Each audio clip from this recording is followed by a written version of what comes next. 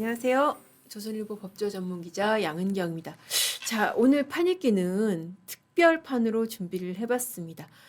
여러분, 이분 페이스북 아마 글 접하신 분들 상당히 많으실 것 같아요. 특히 이제 이 판읽기 보시는 분들은 법조 이슈라든지 시사 이슈에 관심이 많으셔서 우리 김종민 변호사님이 이 중요한 법조 사안에 대해서 한마디를 해주시면은 저희가 답답하던 맥이 딱 뚫리는 그런 경우 굉장히 많거든요.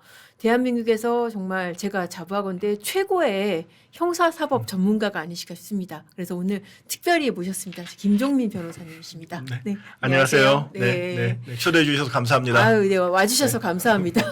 원래 방송 잘 안 나오시잖아요. 네, 제가 별로 말재주도 없고 아유. 해서 제가 늘 사용하고 있는데 네. 이번에는 그 검찰 개혁 이슈가 너무나 중요한 사안이기 때문에 네. 오늘은 나와서 제가 좀 말씀을 드려야 되겠다 생각을 했습니다. 네, 제가 안 부르셨으면 제가 안 불렀으면 또 안 나오실 거죠? 물론입니다. 네, 제가 우리 양 기자님하고는 오래 전 건 한 10여 년 전부터 그쵸. 서초동에서 여러 가지 이제 이슈로 취재도 여러 가지 그 말씀도 하시고 네. 했던 인연이 있었는데 오늘 이렇게 뵙게 되니까 너무 좋습니다. 그러니까요. 네. 사실 그 10년이 어떻게 보면은 대한민국 그 사법의 역사에 있어서 네. 그 앞선 한 30년을 합쳐놓은 것보다 더 다이나믹하지 않았나 그런 생각이 그렇습니다. 드는데. 그때 제가 네. 이제 2015년에 검사를 그만두고 이제 변호사를 시작했는데 네. 그때 벌어졌던 것이 이제 그 가습기 살균제 사건, 그쵸. 또 국정농단 사건 이런 거였는데 제가 그 두 사건을 다 이제 담당을 하면서 변호사로서 네. 그래서 제가 변호사로서 검찰을 관찰할 수 있는 굉장히 중요한 계기가 됐었죠. 그래서 한 20년 동안 검찰에 좀 있으시다가 그 2022년 그러니까 한 지금부터 3년 전이네요. 법치는 어떻게 붕괴하는가 책도 네. 쓰셨잖아요. 네. 그게 사실 지금 와서 역주행하는 책이 이제 민주주의는 어떻게 붕괴하는가 그 책인데 그 책의 한국 버전 같은 그런 네. 느낌이 네. 들거든요. 이렇게 평소에도 검찰에 대해서 쓴소리도 많이 하고 막 그렇게 하시면서 또 굉장히 강력한 검찰 개혁주의자도 그렇게 표방을 하시잖아요. 근데 지금 와서 대한민국에 다시 울려 퍼지는 게 이제 검찰 개혁 필요하다. 특히 여권에서 주장을 많이 하는데 그 필요한가요? 어떻게 보세요? 당연히 이제 검찰은 개혁해야 됩니다.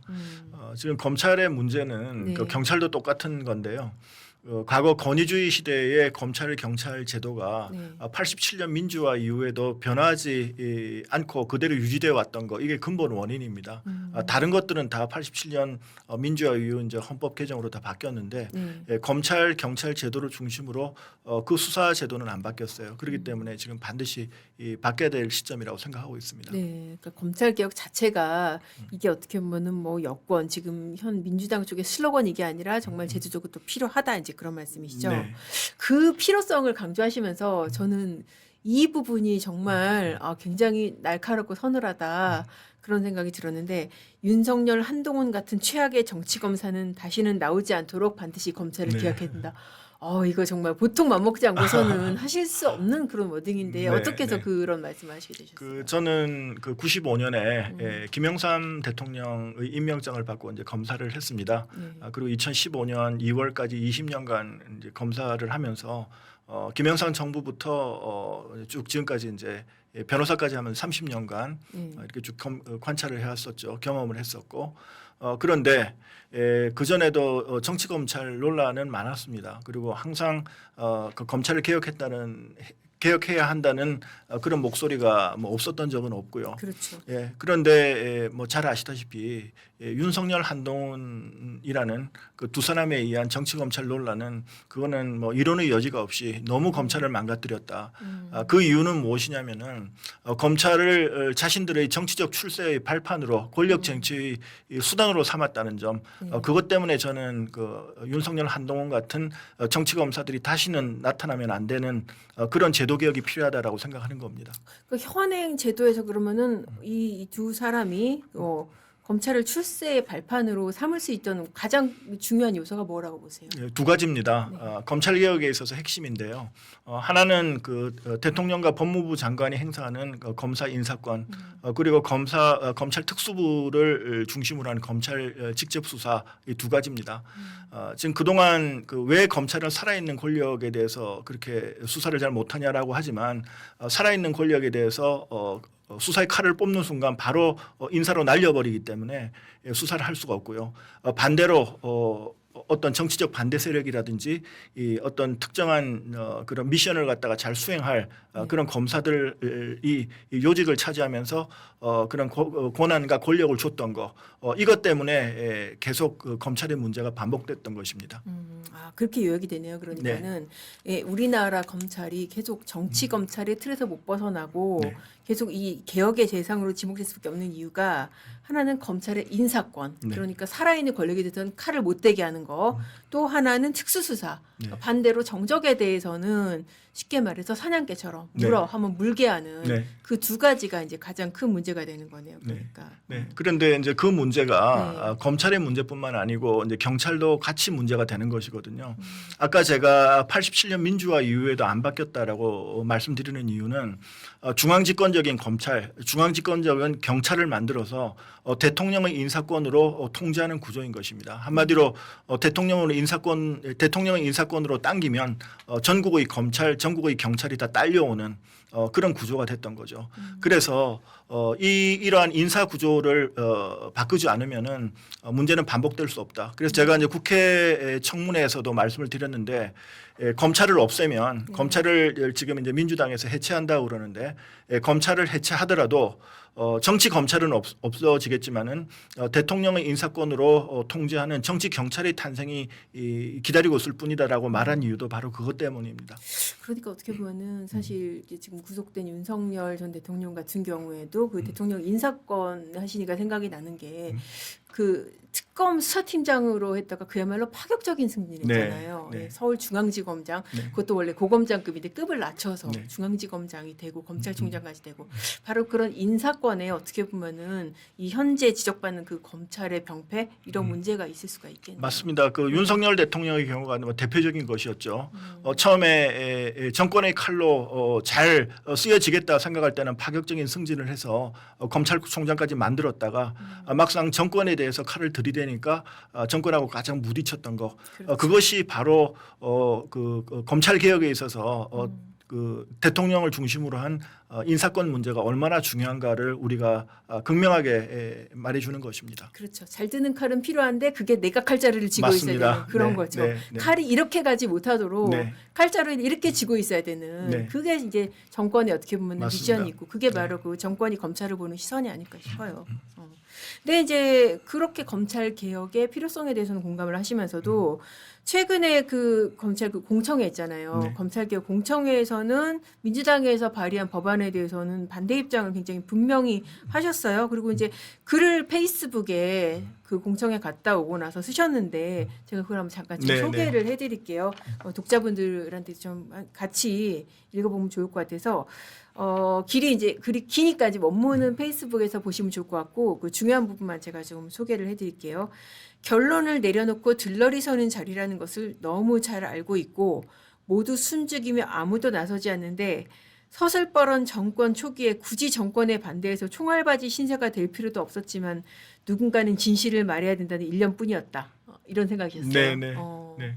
그렇죠. 정말 서슬퍼런. 네, 제가 제일로 아쉽게 생각하는 부분이 네. 이 바로 그 우리나라의 검찰 역사가 대한민국 정부 수립 때부터 이제 검찰이 있었으니까요. 그리고 멀리 따지면은 1895년에 갑오경장 이후로 제1호 법률로 제정된 것이 재판소 구성법입니다.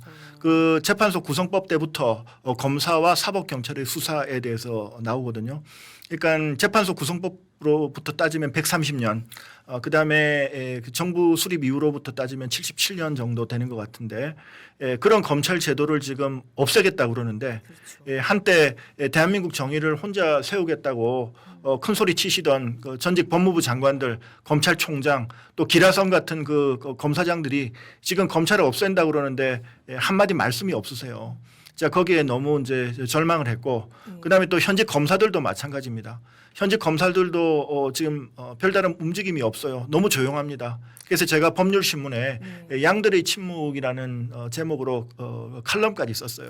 양들의 침묵. 네. 근데 이제 왜 저는 이제 뭐 특별히 검찰에서 출세하지도 못했고 인사 때마다 늘 뭐 밀리는 찬밥 신세였는데도 불구하고 제가 나서야 되겠다고 생각했던 거는 누군가는 이것은 아니다. 지금 검찰 개혁이 너무 잘못 간다라는 이야기를 하고 싶었던 것입니다. 네. 양들의 침묵 굉장히 좀 의미심장하네요. 그러니까는 뭐 이대로 가다가는 네. 정말 다 잡아먹히게 되고 네. 거의 존재까지 그냥 사라지게 되는 그런 위기.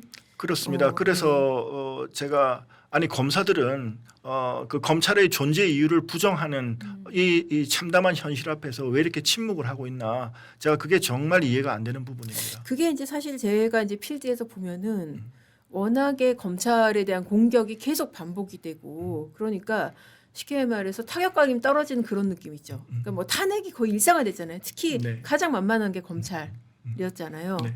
아마 그런 그 상황 때문에 그렇게 된 게 아닐까 싶긴 하더라고요. 이제 그런 점도 있지만은 네. 검찰의 독립이라는 거는 제도가 지켜주는 면도 있지만 검사 스스로 이 검찰의 독립을 수호해야 된다는 그 의지도 굉장히 중요합니다.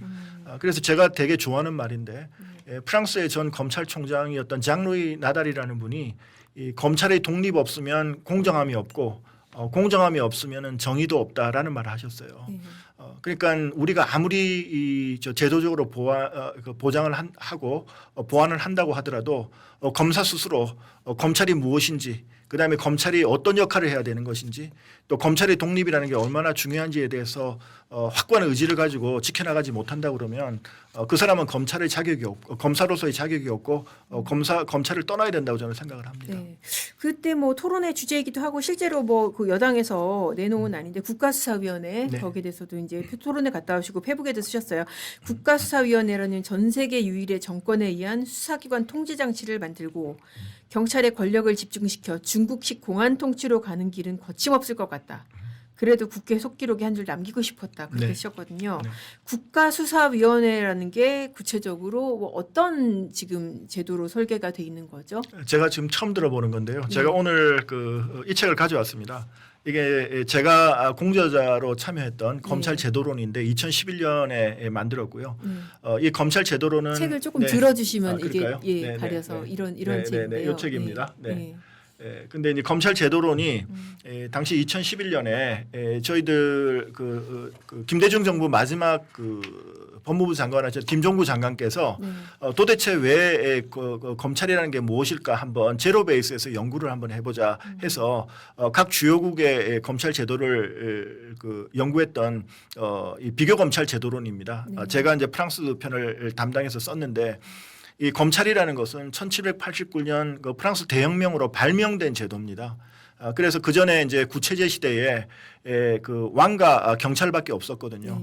근데 그 중간에 경찰의 이 수사를 지휘하고 통제하는 그 인권 보장 기관으로서 검찰을 발명을 했던 것입니다. 그런 역사를 이제 대륙밖에 검찰이 갖고 있고요. 그다음에 영국이나 미국은 또 다른 이제 검찰의 역사를 갖고 있고 여기에 또 노종환 검사장이 이 중국 검찰 제도도 여기 썼는데 이 책의 완성도가 높아서 그 학술원 우수 도서로까지 선정됐던 굉장히 완성도 높은 교과서입니다. 그런데 제가 굉장히 좀 유감이었던 것은 이렇게 중요한 그 검찰 개혁을 하면서 이런 책들이 전혀 언급이 안 되고 연구가 안 되고 하는 것들이 이제 문제였고 무엇보다 검찰은 국제 표준이 있는 제도예요. 그 2000년에 유럽 평의회라는 국제 기구가 있습니다. Council of Europe이라고 하는데요. 거기에서 2000년에 형사사법 제도에서의 검찰의 역할이라는 그 권고안이 나왔습니다. 거기에 이제 유럽 평의회 회원국이 46개국인데 그 46개국의 컨센서스를 만들어 가지고 이제 그걸 한 건데요. 이제 그런 것들이 우리 검찰 개혁에서도 당연히 반영이 되고 해야 되는데 그런 것들이 전혀 없었다. 그래서 그 국가수사위원회 같은 경우는 전 세계에 제가 아는 한은 입법례가 전혀 없어요. 그런데 제가 그 국회 공청회 가서 놀랬던 것은 거기서 우리 과거에 유신 시절에 한국적 민주주의 뭐 이런 말이 있었잖아요. 네. 그런데 한국 특유의 어떤 검찰제도 이런 얘기가 나오는 거예요. 그러면은 이게 한국적 뭐 형사사법제도, 한국적 뭐 형사 검찰제도 뭐 이런 건가? 제가 너무나 의아해했는데 외국 입법례가 없다는 것은 이게 저 중국 말 끊었습니다. 중국 네네. 공안하고 비슷하다 뭐 너무 그런 네네. 얘기 그거 좀 나오는데. 말씀을 드릴게요. 네, 그 구조가 뭐냐면은 네. 제가 이제 중국 검찰 제도나 중국 경찰 제도를 잘은 모릅니다만은 네. 중국은 뭐 잘 알려져 있다시피 이 공산당이 직접 법원과 검찰을 통제하는 구조를 갖고 있습니다. 헌법에 그렇게 돼 있어요. 그런데 이제 국가수사위원회가 왜 지금 문제가 되고 왜 이제 그 무서운 그 기구로 바뀌게 되냐면은 국가수사위원회 산하로 경찰, 중수청, 공수처, 그다음에 특사경이 모두 들어가게 됩니다. 생기관들이 다 그렇습니다. 들어가네요, 그 밑으로. 그렇습니다. 그런데 네. 이제 아까 제가 인사권 얘기를 좀 말씀드렸는데요. 네. 여전히 이제 대통령이 이 인사권을 행사하는 구조에서 이 국가수사위원회를 통해서 여러 가지 행정조사권 같은 걸 집어넣어놨어요. 수사 중인 사건에 대해서 자료 제출을 하라. 그다음에 현장 방문도 할 수 있고 그 수사관한테 불러가지고 조사도 할 수 있고 그런 광범한 행정 조사권을 넣어놨고 정당한 이유 없이 거기에 불응할 경우에는 1,000만 원 이하 과태료까지 취하도록 만들어놨어요. 그러니까 수사 중에 언제든지 이 국가수사위원회가 개입할 수 있는 장치가 되는 겁니다. 그러네요. 그러니까 이제 두 가지 장치가 있는 겁니다. 하나는 인사권으로 수사기관에 대해서 수사에 개입할 수 있고 그다음에 국가수사위원회의 행정조사 기능을 통해 가지고 또 수사에 직접 개입할 수 있는 겁니다. 행정조사 기능이란 게 이를테면은 뭐 그런 거예요. 그러니까는 검찰이 네. 지금 수사 중인 피의자 네. 이거 누군지 뭐라고 진술했는지 네. 그러니까 정권 핵심부에서 궁금하단 말이죠. 네. 너 갖다 내. 아니 이거 기사 기밀이라 안 돼. 그러면은 너 이리 와. 너 지금 행정조사권 지금 어겼어. 이렇게 되는 거예요. 네네. 예. 그래서 현재 이거는 뭐 법률 안으로만 나와 있으니까 네. 구체적으로 어떤 식으로 구체화될지는 모르겠지만은 법안만 보면 수사 중이라도 네. 수사 종결이 아니라 수사 중이라도 언제든지 이 개입할 수 있게끔 네. 그렇게 행정조사권이 규정이 되어 있습니다. 야, 그게 사실 수사 중인 사건에 정권에 개입하는 게 이게 일종의 지금 직권남용 범죄잖아요. 그렇습니다. 그거를 네. 그러면 국가수사위를 통해서 합법적으로 할 수 있게 그렇게 한 거네요. 네, 그러니까. 그렇습니다. 진짜 어마무시한 컨트롤 타워. 네. 네. 그리고 이제 어마무시한 컨트롤 타워에다가 네. 거기에 그냥 단순한 행정조사권만 넣은 게 아니라 그 수사기관 간의 수사권 조정까지 했거든요. 네. 우리가 지난 내란죄 수사 때 경험했습니다만 검찰과 경찰, 국수본 그렇죠. 그리고 그 공수처 간의 수사권 충돌 때문에 굉장히 문제가 많았지 않습니까? 네. 그럴 때 수사기관 간의 권한 조정 같은 것도 전부 국가수사위원회의 권한으로 했어요. 그런데 이런 기구는 전 세계에 없습니다. 그 중국 공안도 그렇게는 안 하나요? 그거는 모르겠어요. 제가 어. 이제 중국 공안이 어떻게 하는지는 모르겠는데 네. 예, 제가 이제 중국 공안 그 현재 민주당의 그 검찰 개혁 방안이 중국식 공안 통치 체제하고 유사하다고 본 거는 집권 정치 권력이 직접 수사에 바로 개입할 수 있는 구조. 그것 때문에 제가 중국식 공안 통치로 가는 길이다라고 말씀드린 겁니다. 네. 이게 지금 그 국수위가 그러니까 총리실 산하 지금 그렇게 그렇습니다. 그렇죠. 네. 그러면은 지금 이를테면은 아주 쉽게 설명드리면은 김민석 총리가 네. 지금 특검 수사 뭐 이런 거 하고 있잖아요. 네. 야 저기 뭐 저 윤석열 대통령 뭐 소환 조사했는지 뭐 알아봐. 네. 자료 갖고 와. 뭐 네. 이럴 수 있는 거 아니에요? 충분히 그렇죠? 가능합니다. 네. 네. 야, 그리고 압수수색 영장 뭐 쳤어 안 쳤어? 네. 그 수사기밀이라 말았어. 그래 그럼 행정조사한다. 빨리 갖고 와. 뭐 이렇게 할 수 있는 거 아니에요? 네, 그렇죠? 그렇게 될 수 있는 거고요. 네. 그러니까 언제든지 개입하고 수사는 또 중요한 것이 이 수사 밀행주의라는 게 있어요. 그렇죠. 수사 기밀이 이제 지켜져야 이제 수사를 성공하는 건데 네. 조금이라도 자기들한테 불리한 수사가 이루어질 경우 특히 이제 정권 실세들과 관련된 어떤 수사가 이루어질 수 있겠습니까? 네. 제가 볼 때는 불가능합니다. 그러니까 진짜 정말 생각해 보면은 무시무시할 것 같아요. 그렇습니다. 지금 같은 경우에 저도 이제 아침에 유튜브 하면서 지금 뭐 특검이 3개가 돌아가고 있잖아요. 그래서 김건희 특검에서 뭐 이른바 그러니까 집사 게이트 거기에 대해서 이제 특검법에 포함이 안 돼 있어서 영장이 안 나온다 네. 그러는데 그것도 만약에 국가수사위 같은 거 있으면은 그 해결 가능한 상황이 되는 거 아니에요? 그러면은. 글쎄 이제 구체적인 사건에 대해서 제가 네. 이제 상황을 잘 모릅니다만은 네. 국가수사위원회가 어떤 거를 이제 특히 지난번 우리 이 저 민주당 진영에서는 네. 지난번에 이제 조국 수사 때 너무 조국 수사가 과했다, 네. 너무 과잉 수사였다, 뭐 이런 비판이 많지 않습니까? 그렇죠. 그런데 이제 그런 거에 대해서 이제 똑같은 반대적인 입장에서 비판이 가능한 거죠. 그래서 이제 중요한 것이 네. 이 모든 수사는 사법의 통제하에 있어야 된다. 이게 이제 근대 형사사법의 대원칙입니다. 네. 그래서 지금 그 각종 이제 첨단 범죄 같은 것들이 많이 늘어나고 피해도 뭐 과거와는 비교할 수 없을 정도로 라임 옵티머스 사건 같은 경우는 뭐 수천억, 뭐 조 단위까지 가기 때문에 이제는 첨단 범죄도 효과적으로 수사를 해야 되는데 그 효과적으로 수사할 수 있는 수사 수단을 새로 강구를 해야 되지만 그만큼 그에 비례해서 그 효과적인 사법 통제 장치가 있어야 되는데 이번 그 민주당의 검찰 개혁 법안을 보면 수사의 총량은 늘어나고 하는데 그런 늘어난 수사에 대해서 효과적인 사법 통제 장치가 사라진다라는 거에 문제의 심각성이 있습니다. 사법 통제라는 게 이를테면 국가수사위를 누가 컨트롤하냐 그런 문제라고 그런 문제가 될까요? 아니고 네. 국가수사위원회가 아니고 원래 네. 검찰이 이 준사법기관으로서 수사를 통제해야 되는 겁니다. 그렇죠. 그래서 지금 우리 검찰의 문제가 아까 제가 그 대통령의 인사권과 검찰이 직접 수사 말씀드렸는데 검찰의 문제는 원래 준사법기관으로서 사법경찰의 수사를 지휘하고 통제하는 기능을 이 주가돼야 되는데 우리 검찰은 그동안 너무 1차 수사기관화 됐다는 게 그게 문제였습니다. 네. 예, 그거는 경찰의 역할이거든요. 그래서 저는 오래 전부터 그런 그 특수수사를 중심으로 한 직접 수사는 법무부 산하 특별수사청으로 빼고 사법경찰의 자격으로 검사의 지휘를 받아서 수사해야 된다라는 생각을 가지고 있었는데요. 이번에 이제 중수청이 이제 그런 식으로 가는 건 좋은데 다만 그 중요한 전제가 검찰이 이 그 경찰 국수본과 중수청에 대해서 수사 지휘 기능을 가져야 되는데 그것이 빠져 있다는 것이 이번 검찰 개혁 법안의 가장 큰 문제입니다. 그러니까는 좀 제가 정리를 하자면은 지금 뭐 여당이 검찰 개혁이라고 내놓은 게 큰 뼈대가 일단은 국가수사위원회 만드는 거 그리고 중수청 만드는 거 이제 그건데 국가수사위라는 거는 이게 입법사정으로도 전례가 없는 네. 정말 괴물 같은 제도이고 근데 반면에 중수청 같은 경우에는 또 필요하다 이제 그런 입장이신 거예요 그러면은. 네, 국가수사위원회는 또 위헌 논란도 있습니다. 일단은 그 이렇게 그 모든 수사기관에 대해서 지휘하고 통제하고 그리고 이제 행정조사까지 하려고 그러면은 저는 헌법적 근거가 있어야 된다고 생각을 해요. 왜냐하면은 헌법에 검사의 영장 청구권 규정이 있고 검찰총장의 임명에 대해서는 국무회의 심의 사항으로 해뒀거든요.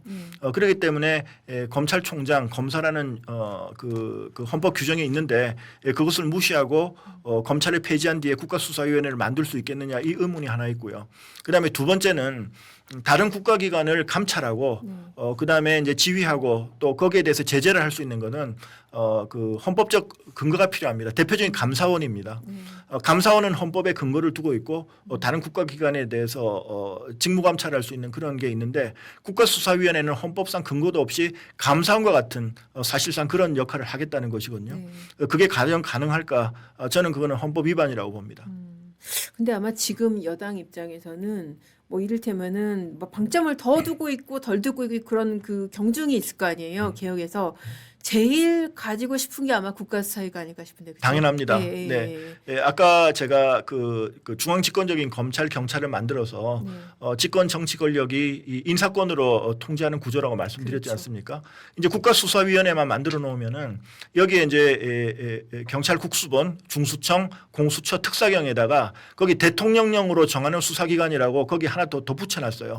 그러니까 대통령령으로 얼마든지 수사기관을 추가할 수 있고 국가수사위원회에서 중앙집권적으로 통제할 수 있는 장치를 만드는 거기 때문에 그 지금 이재명 정부로서는 국가수사위원회를 너무나 만들고 싶어 할 겁니다. 그러니까요. 무슨 뭐 경찰청장 누구를 하나 누구를 해서 어떻게 조직하면 이런 거 신경 쓸 필요 없이 그냥 국가수사위원회 하나 만들면은 검찰, 경찰, 공수처 뭐 다 통제할 수 있는 모두 거 아니에요? 통제가 가능합니다. 네, 그러니까요. 만능 치트키네요, 진짜. 네. 사법의 만능 치트키. 정말 슈퍼파워입니다. 위험한. 슈퍼파워. 슈퍼파워 정말 슈퍼파워 흉기네요. 어떻게 네. 보면은 조금이라도 이 불순한 의도를 가지게 되면은 그렇게 쓸 수 있는 거예요. 네. 그러니까 이게 문제가 결국 수사의 생명은 정치적 중립성과 공정성, 객관성이거든요. 그런데 정치 권력이 이런 식으로 직접 개입할 수 있는데 정치적 중립성이나 공정성이라는 것은 뭐 전혀 기대할 수 없는 거죠. 그래서 그렇죠. 국가수사위원회가 위험한 겁니다. 그러니까 중국 공안을 능가하는 K 형사사법이다. 그게 그런 의미에서 이제 그렇습니다. 설명이 될수 있겠네요. 중국은 검찰이 헌법기관으로 돼 있어요. 네. 중국조차 그 검찰을 헌법기관으로 만들고 있는데 우리는 그 헌법에 근거가 있는 그 검찰이 헌법기관은 아니지만 헌법에 네. 근거를 두고 있는 기관이거든요. 그런데 검찰을 없애겠다고 하니까 이게 굉장히 충격적인 것이죠. 네. 그 중수청은 아까 필요하다고 하셨는데 네. 결국은 이제 그 얘기는 검찰이 직접 수사를 하면 안 된다라는 네, 거잖아요. 네. 그러니까 쉽게 말씀해서 검찰이 직접 수사해서 뭐가 제일 큰 문제라고 생각하세요? 검찰의 직접 수사는 네. 그 준사법기관으로서 수사를 지휘하고 통제해야 될 기관이 음. 직접 플레이어로 나서가지고 네. 수사를 함으로써 네. 저 이제 그런 의문이 이제 제기되는 겁니다. 그럼 검찰의 수사는 누가 통제할 거냐? 그게 과거 네. 수사 지휘가 있을 때 수사 지휘 제도가 있을 때 경찰에서 계속 했던 얘기예요. 경찰 수사는 검찰이 통제하는 거 좋다. 네. 그러면은 검찰의 특수수사는 누가 통제하냐? 그게 경찰 논리가 맞는 겁니다. 그럼 사실 법원에서 영장 내주는 거 이런 걸로 통제 가능하지 않나요? 그렇지 않습니다. 그거는 그 수사 실무에 대해서 그거는 좀 단편적으로 본 건데요.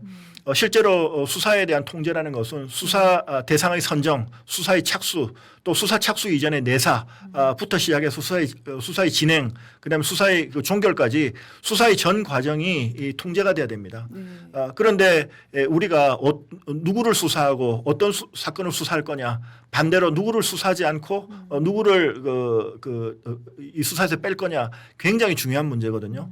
이제 그런 것부터 해가지고 수사의 우선순위도 정하고 하는 그런 문제가 다 이제 수사 지휘 대상에 포함돼야 되는데, 근데 그 법원의 영장 단계에는 강제 수사 단계에 비로소 이제 개입하는 겁니다. 그렇죠.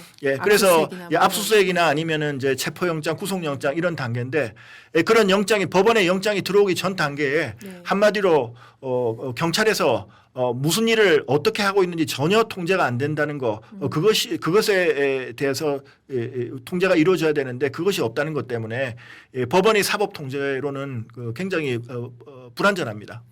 최근에 예를 들면 최근의 사례가 좀 오는데 이 특수수사 이게 통제받지 않는 특수수사에 가장 큰 폐해가 나타난 사건을 하나 꼽으시자면 뭘 꼽으실까요? 통제받지 않는 특수수사 네. 글쎄요. 우선 그거 한번 말씀드리고 싶네요. 네.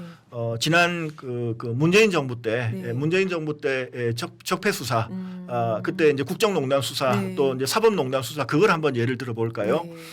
그때 이제 윤석열 대통령 그리고 이제 한동훈 전 법무부 장관이 네. 이제 거기 해서 양승태 대법원장, 그렇죠. 이재용 회장까지 다 구속 수사까지 했지만 둘 다 1심에서는 지금 무죄가 났지 않습니까? 맞습니다. 근데 이제 직접 수사 기록과 증거를 직접 보지 않는 입장에서는 굉장히 조심스러운데 그때 엄청난 수사 인력을 투입해서 맞습니다. 수사를 했음에도 법원에서 스트레이트로 다 무죄가 났단 말이죠.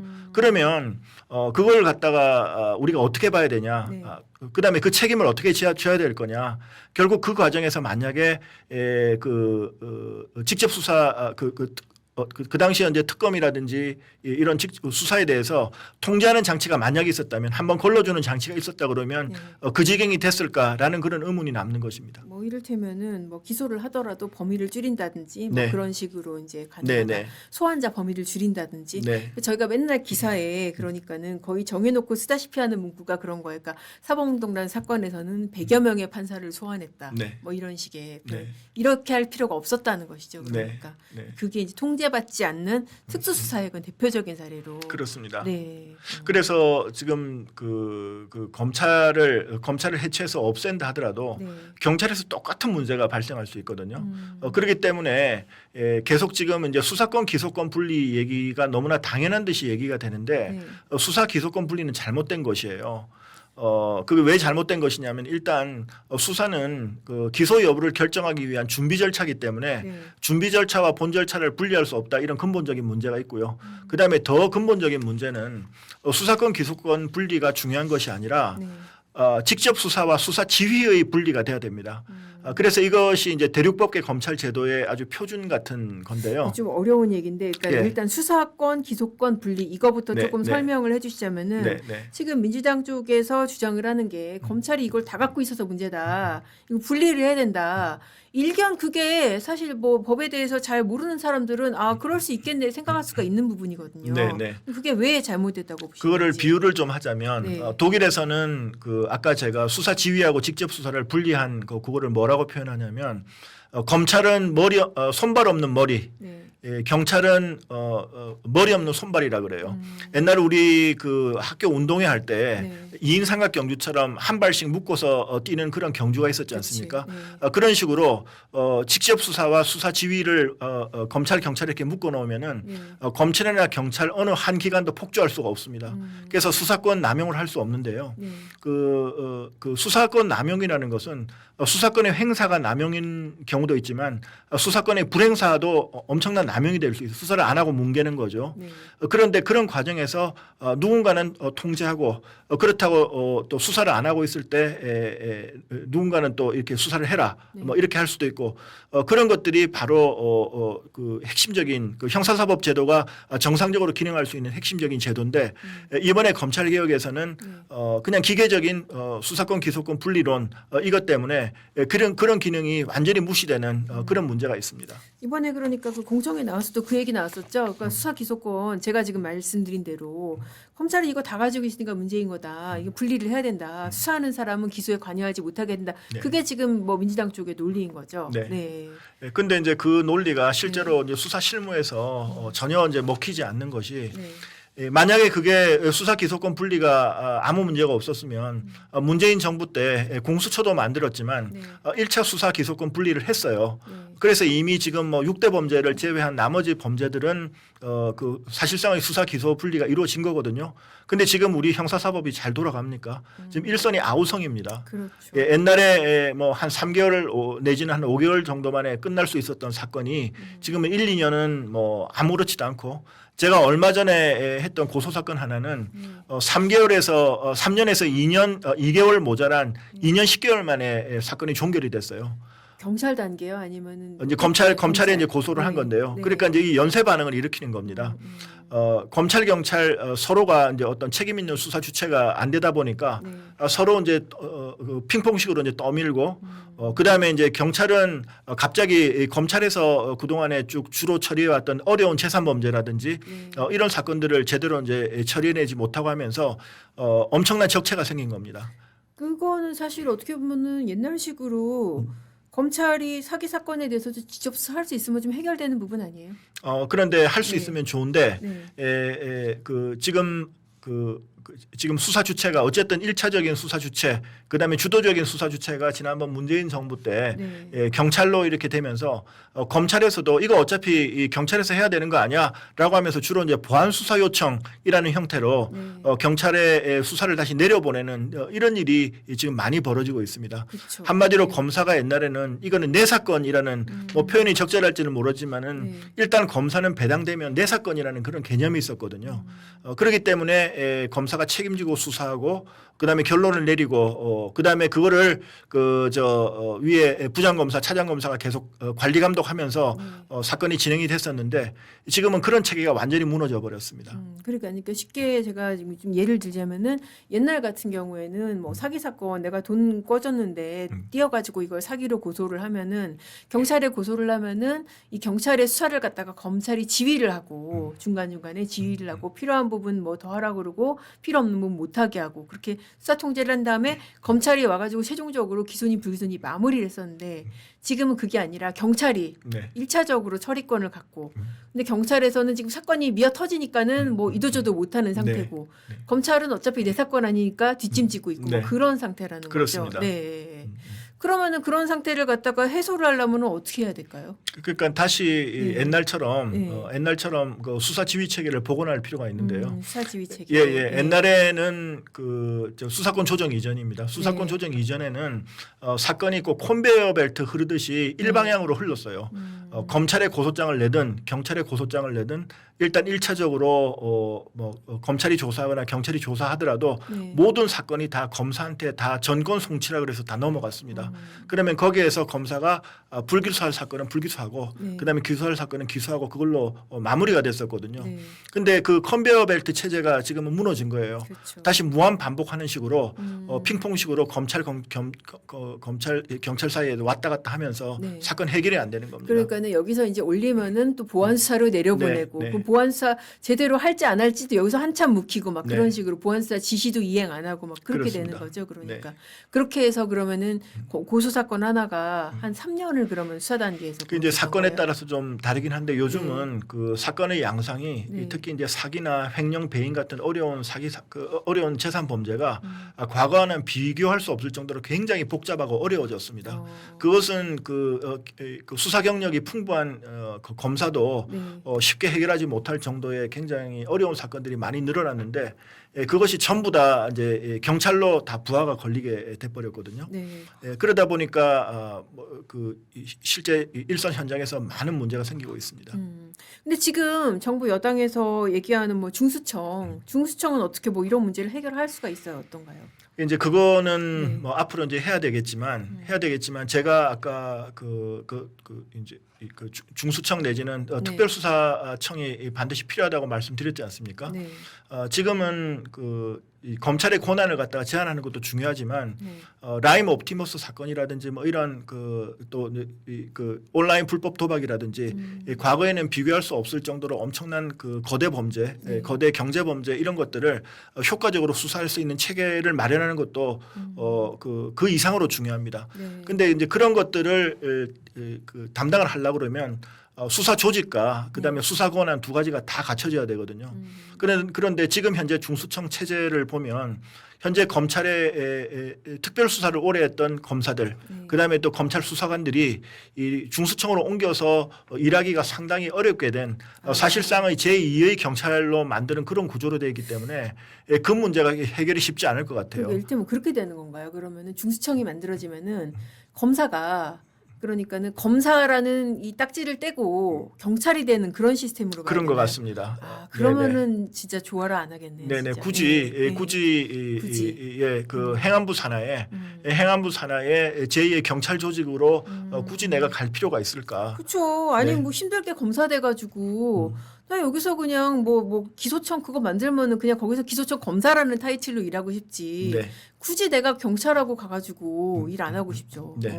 저라도 그런 고민을 할 것 같아요. 그래서 네. 그 국가적 차원에서 검찰 개혁을 하더라도 국가적 차원에서의 어떤 수사 총량이라는 것은 반드시 유지돼야 되고 더 강화돼야 되거든요. 네. 그렇기 때문에 저는 그 영국의 경우가 그렇습니다. 영국이 지금 이제 경찰이나 민주당에서도 영국의 검경 모델을 많이 채택하고 있는데요. 영국도 이제 중대범죄수사청이라고 이제 SFO라고 있습니다. 네. 그 SFO라는 거기는 이제 중대범죄수사청은 영국 법무부 소속으로 되어 있고요. 네. 그 NCA라고 그 범죄수사청 National Crime Agency예요. 그거는 내무부 소속으로 돼 있어요. 네.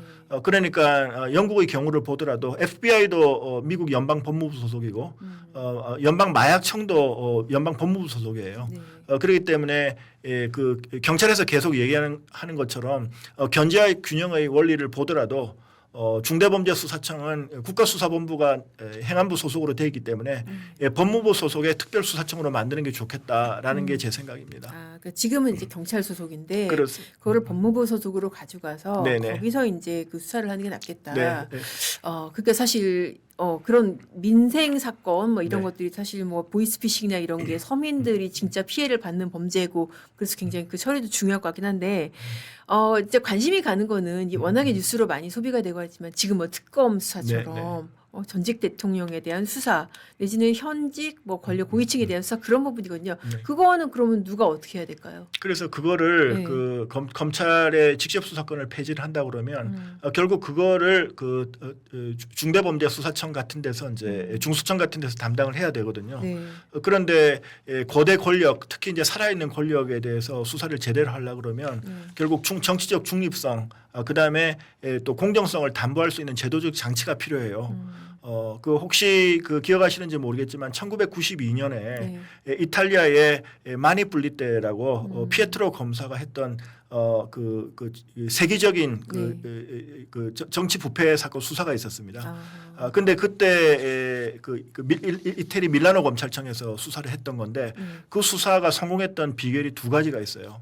한 가지는 뭐냐면은 그 이탈리아 검찰은 네. 판사하고 똑같은 법적 지위를 갖습니다. 근데 거기에 부동성의 원칙이라는 게 있거든요. 네. 부동성의 원칙. 부동성의 원칙이라는 게 우리나라에는 뭐 거의 소개가 안 된 건데 판사 그 헌법에 이태리 헌법에 판사와 검사는 그 본인의 동의가 없이는 전보 또는 승진되지 아니한다. 징계 절차에 의하지 아니하고는 그런 규정이 있어요. 그러다 보니까 피에트로 검사를 비롯한 밀라노 검찰청에서 수사를 했을 때 함부로 인사로 날릴 수가 없었던 거예요. 아니 본인의 동의 없이는 네. 뭐 전보는 그런데 승진은 동의 안 할 수가 없잖아요. 근데 승진이 사실은 그 옛날에 50 때 50실에 승진을 굉장히 많이 악용을 했었습니다. 그때는 서울 민사지방법원하고 서울 형사지방법원이 나눠져 있었는데 그때 시국 사범에 대해서 영장 기각을 많이 한다거나 무죄를 선고하는 판사들이 있지 않습니까? 그런 지방법원 판사를 고등법원 부장판사로 승진시키면서 빼는 그런 인사 관행이 그때 상당히 많았습니다. 그러니까는 승진의 외양을 그렇습니다. 띈 그러니까 그렇습니다. 직무배제 같은 거. 예를 들면 서울중앙지검장을 서울고검장으로 승진시키면 그 어떨까요? 그거 솔직히 저 얼마 전에도 있었어요. 그렇습니까? 그거 아시죠? 그러니까는 김건희 여사 소환을 둘러싸고 그때 이제 사실 이 대통령실하고 검찰 쪽하고 좀 마찰이 있었잖아요. 그 이후에 있었던 인사가 저희가 이제 그런 식으로 해석을 그때 했었어요. 송경호 검사장이 그렇죠. 부산고검장으로 그렇군요. 그렇죠. 좌천성 승진이다. 이게 바로 좌천성 승진. 그래서 제가 계속 이 검찰 개혁의 핵심이 이 대통령의 인사권이라는 얘기를 계속 반복하는 이유가 그것 때문입니다. 그러니까요. 그러니까는 이게 사실 겉은 승진인데 모양은 승진인데 그렇습니다. 알고 보면은 사실 자기가 하고 있던 일에서 날리는 거잖아요. 칼을 뺏는 겁니다. 그렇죠. 칼을 뺏는 그런 식의. 지금 특검 수사 같은 경우에는 지금 어떻게 보세요? 저는 지금 특검을 좀 구체적인 그 수사 내용을 모르는 상황에서 되게 조심스럽습니다. 제가 이제 기자들 전화를 많이 받거든요. 뭐 이런 사건에 대해서 어떤 가정을 전제로 이럴 경우에 어떻게 됩니까 하는데 제가 항상 하는 말이 있어요. 그 수사 기록과 증거를 보지 않는 한 그거는 누구도 얘기할 수 없다라고 항상 얘기를 하거든요. 그래서 그러한 전제하에 제가 그냥 몇 가지 느낌점만 좀 말씀을 드릴게요. 지금 특검 수사에 일단 파견된 검사가 120명이라고 그러는데 이거는 검찰 역사상 전무후무한 처음 있는 일입니다. 맞습니다. 그래서 하고 특히 지금 이제 조은서 특검이 진행하고 있는 내란 특검 같은 경우에 엄청나게 빠른 속도로 이제 진행되고 있는데 좋은 의미로는 거침없는 수사 다 좋은데 저는 그 상당히 너무 좀 그 선을 넘는 좀 지나친 면이 있지 않나 이런 부분도 조금 엿보이는 것 같고. 회복의 망나니 칼춤 멈춰라 해주셨잖아요. 내란 청산 이름에 망나니 칼춤 멈춰라. 그게 너무 제목이 시원해가지고 여기저기서 인용 많이 하더라고요. 근데 이제 제가 조은석 특검하고는 개인적으로도 잘 아는 분이고 또 대학 선배기도 하고 이런 점은 있지만은 제가 사실은 조은석 특검을 좀 걱정해서 거기 한 말입니다. 왜냐하면 저는 이제 그 김영삼 대통령 때 검사 임명장을 받고 또 제가 이제 법무부에 몇 차례 근무하면서 거기에서 그 장관을 지낸 분들 또 총장을 지낸 분들 여러분들을 같이 모시고서 일할 기회가 있었거든요. 근데 아까 윤석열 그때 적폐 수사 때 그때의 교훈을 그 우리 조은석 특검을 비롯한 우리 특검들이 지금 특히 이제 엄청난 수사팀을 만들어서 지금 수사를 하고 있는데 그런 것들을 좀 염두에 두셨으면 좋겠다. 그 교훈을 갖다가 잊지 않으셨으면 좋겠다 말씀을 드리고 싶어요. 진짜 사실 윤석열식의 그때 적폐 수사가 대표적으로 양승태 전 대법원장 같은 경우에는 47개를 기소를 했잖아요. 혐의를. 근데 그게 다 무죄가 났잖아요. 윤석열 한동훈 그 수사팀의 수사가 그랬었는데 지금 같은 경우에도 이제 페북에 쓰셨으니까 이제 제가 여쭤보는데 아니 진짜 내가 변호인을 피의자로 소환을 한다. 그리고 계엄에 반대해도 내란 방조죄로 처벌을 한다. 이거는 너무 선을 넘는 거 아니냐. 그래서 제가 구체적인 그 수사 사항을 모르는 상태에서 뭐 다시 한번 그 좀 조심스럽게 말씀을 드립니다만은 네. 그 검찰의 수사는 뭐 경찰도 마찬가지입니다. 수사는 기본적으로 그 굉장히 절제돼야 되고 네. 그다음에 예리한 그 집도의가 수사하는 외과 수술 같은 거여야 됩니다. 네. 그냥 무작정 저인망심으로 전부 다 한번 그 털어보자, 훑어보자 하는 그런 걸로 인해서 얼마나 많은 피해자들이 생기고 억울한 그렇죠. 사람들이 생기고 그다음에 검찰 수사 중에 과거에 자살한 사람들도 많지 않았습니까? 맞아요. 네. 그런데 그런 교훈을 우리 뭐 검찰은 물론이고 앞으로 특검, 경찰 모두 그 교훈을 잊으면 안 된다고 생각합니다. 대표적으로 사실 뭐 이를테면은 기업인이 뇌물 공여했는데 그거 자백 안 하면 그래 한번 뭐 기업 한번 털어볼까 뭐 네. 이런 식으로 털어가지고 털면 뭐라도 나오잖아요. 뭐 네. 하다못해 탈세라도 나오고 네. 아니면 배임 횡령 그런 식으로. 네. 네. 그래서 옛날 네. 그 심재륜 고검장이라고 유명한 네, 유명하시죠. 이제 유명한 이제 그 특수사통이 있는데 그분이 말씀하신 수사 10결인가요 하는 게 있었어요. 네. 근데 예를 들면 뭐 칼을 찌르되 비틀지 말아라고 한다든지 맞아요. 칼을 찌르되 비틀지 네네. 마라. 뭐 그런 것도 있고 이랬는데 우리는 지금은 그 수사가 수사의 어떤 정도가 무엇인지에 대해서 좀 더 네. 고민하고 네. 절대로 선을 넘어서는 안 되고요. 그리고 그 유명한 라틴어 말이 그게 격언이 있어요. 형벌은 최후의 수단이라는 겁니다. 울티마 라치오라는 네. 제가 대학교 1학년 때 그 형법 총론 시간에 배웠던 건데 제 평생에 간직하고 있는 어떤 어떤 교훈 같은 거거든요. 그러니까 형사처벌은 항상 최후의 수단으로서 우리가 강구를 해야 되는 건데 네. 우리는 형사 그 형벌을 최초의 수단으로 너무 남용하는 경향이 있습니다. 우리가 앞으로 선진 사회로 나아가려고 그러면 이것을 어떻게 이제 극복할 건가가 굉장히 우리 사회가 고민을 해야 될 문제라고 봅니다. 그 페북에 이제 이렇게도 쓰셨더라고요. 조은석, 윤석열 스타일의 과도한 수사권 남용이 네. 검수완박을 넘어 해체를 하겠다는 민주당을 만들었다. 저는 거기에 충분히 동의를 합니다. 네. 지금 저같이 검찰 출신도 이게 좀 너무 심한 거 아니야라고 생각하는 부분이 있는데 네. 일반 그 국민들 그다음에 특히 이제 그 수사는 무엇보다도 수사받는 사람이 수긍을 할 수 있어야 됩니다. 그렇죠. 저희가 이제 검사 때 경험에 의하면 본인도 잘못한 줄 알아요. 잘못한 줄 아는데 자기는 야 그래 이거는 내가 그 손바닥으로 그 손바닥에 회초리 한 대 맞을 것 같다라고 이제 들어왔는데 손바닥 한 대 맞는 게 아니라 만약에 망치로 한 대 맞으면은 손바닥 한 대 맞는 것조차 네. 승부가잖아요. 야 이건 그렇죠. 너무한 거 아니냐. 더더군다나 우리나라는 수많은 범죄가 있는데 왜 하필이면 나냐라는 그렇죠. 얘기를 하는 분들이 많아요.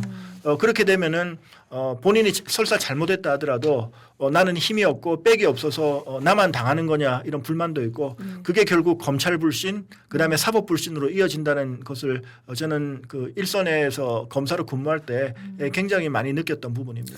그것도 이렇게 수사 과잉이라고 생각을 해서 이재명 대통령에 대한 수사 뭐 네. 민주당에서 당연히 그렇게 주장을 하는 건데 한 사람을 어떻게 이렇게 많은 죄명으로 네. 여기저기 기소할 수 있냐 네. 그런 평가에 대해서는 어떻게 보세요? 글쎄요, 그거에 대해서는 네. 제가 이제 그 법치는 어떻게 붕괴하는가에도 이재명 대통령에 대한 수사에 대해서 상당 부분을 할애해서 썼습니다. 네. 네네.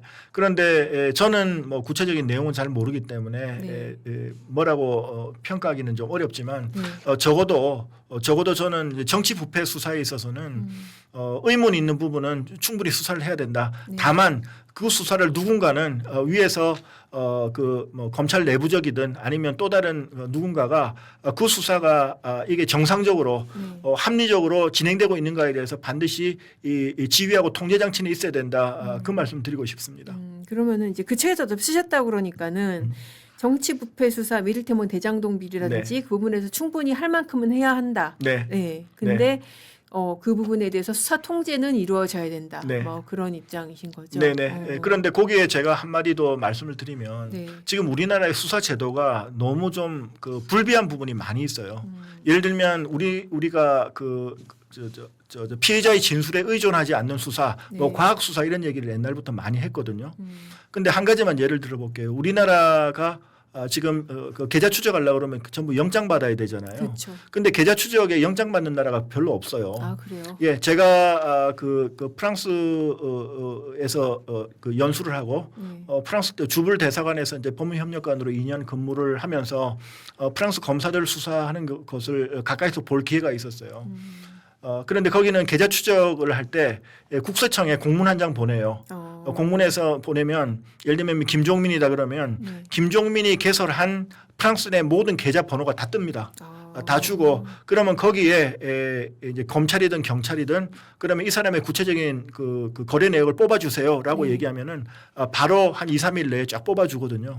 근데 우리는 그걸 일일이 다 그 영장을 받아야 되는데 그때 프랑스 검사가 제가 연수할 때인데 2000년 연수할 때인데 프랑스 검사가 했던 말을 잊혀지지가 않아요. 제가 그 한국에서는 계좌 추적을 하려고 그러면 판사에 영장 받아야 된다고 그랬더니 네. 그 프랑스 검사가 단 한순간의 주저함도 없이 그러면 한국은 반드시 부패가 만연해 있을 것이다 얘기하더라고요. 예.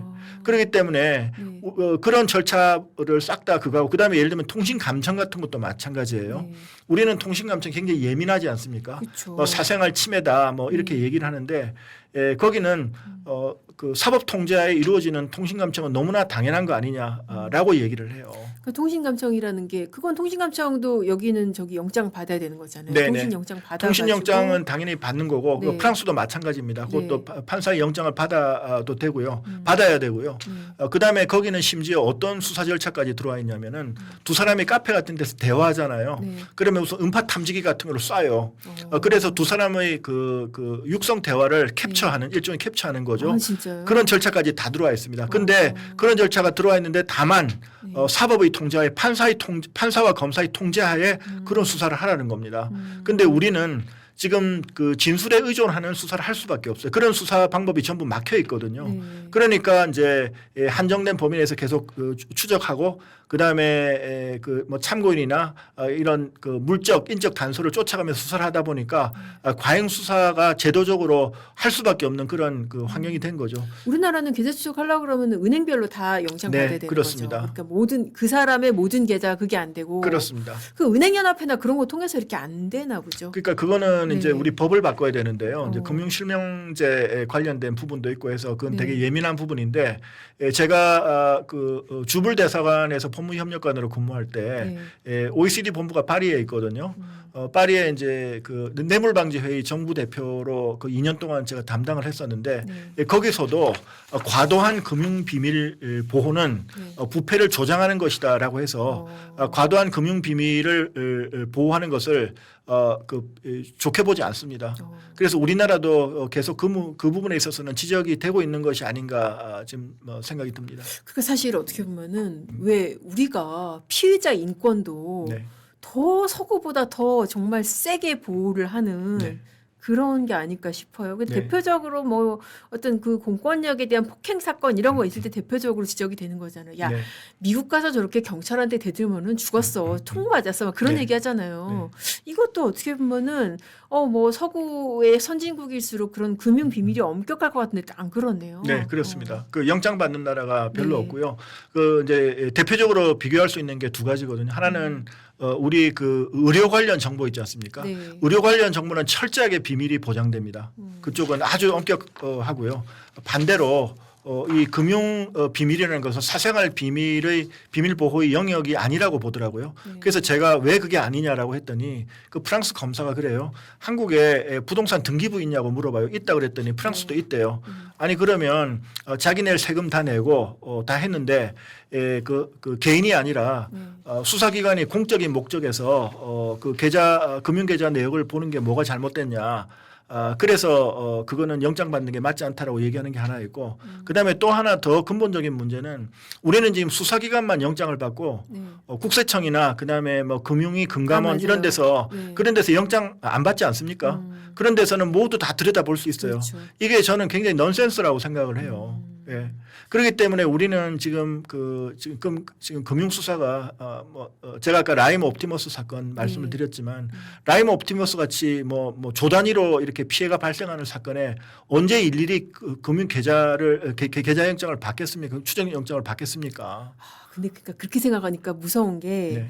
국세청 같은 게 영장이 필요 없잖아요. 네. 그러니까는 검찰 수사보다 어떻게 보면은 금융 측면에서는 세금 측면에서는 국세청 조사 훨씬 무서운 거잖아요. 훨씬 무섭습니다. 그런데 거기에 사실 네. 정치인이 이번에 처음으로 네. 국세청장이 됐다는 게 음. 그게 참 진짜 이재명 대통령의 인사 정말 무시무시하다 그런 생각이 좀 들어요. 저도 그 부분을 네. 앞으로 계속 네. 한번 주목해 보고 싶어요. 그러니까요. 예.